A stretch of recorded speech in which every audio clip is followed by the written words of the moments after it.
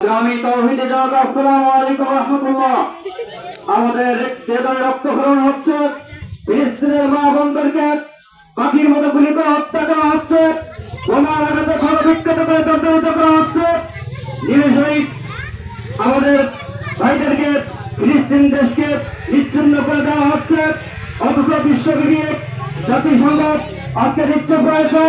সুতরাং আমরা বলতে চাই যে আমাদের স্ব জায়গা থেকে আমরা জিহাদকে ভুলে যাব না।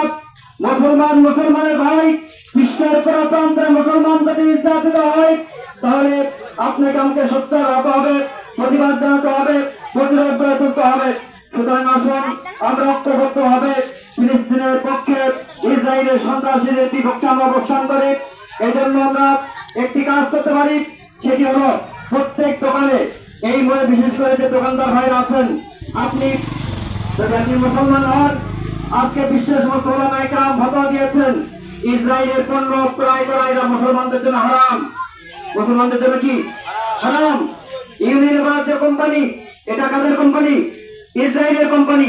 আমরা যারা এখানে আছি আমাদেরকে শপথ গ্রহণ করতে হবে, আজকে থেকে আর ইসরায়েলি পণ্য ক্রয় করবো না। দোয়া তুলে আপনাকে আল্লাহকে বলেন, আর ইসরায়েলি পণ্য ক্রয় করবো না, করবো না, কাউকে করতে দিব না। আর দোকানদার ভাইদেরকে বলবো, আপনারা যদি মুসলমান হন আপনারা প্লাকার্ড লিখে টাঙ্গিয়ে দিবেন দোকানে যে ইউনিলিভার কোম্পানির কোন পণ্য আমার দোকানে বিক্রি হবে না এবং আমি কোন পণ্য প্রোডাক্ট এখান থেকে আর ক্রয় করবো না।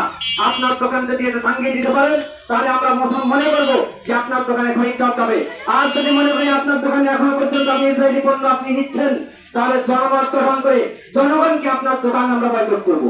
সুতরাং আসুন দোকানদার ভাইদেরকে বিরত আহ্বান করবো যে আমরা মুসলমান, ওলামায়ে কেরাম ফতোয়া দিয়েছেন ইসরায়েলি সমস্ত পণ্য মুসলমানদের জন্য ক্রয় করা হারাম।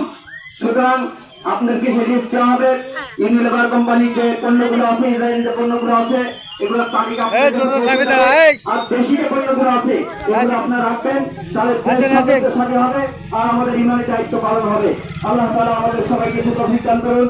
সবাইকে আজকের প্রোগ্রামে উপস্থিত হওয়ার জন্য উত্তম যা বিনিময় কামনা করে ধন্যবাদ জানিয়ে আমার কথা এখানে শেষ করছি।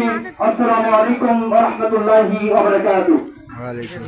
আজকের এই বিক্ষোভ সমাবেশের সমাপনী বক্তব্য নিয়েছেন বাংলাদেশ খিলাফত মজলিসের সুনামধন্য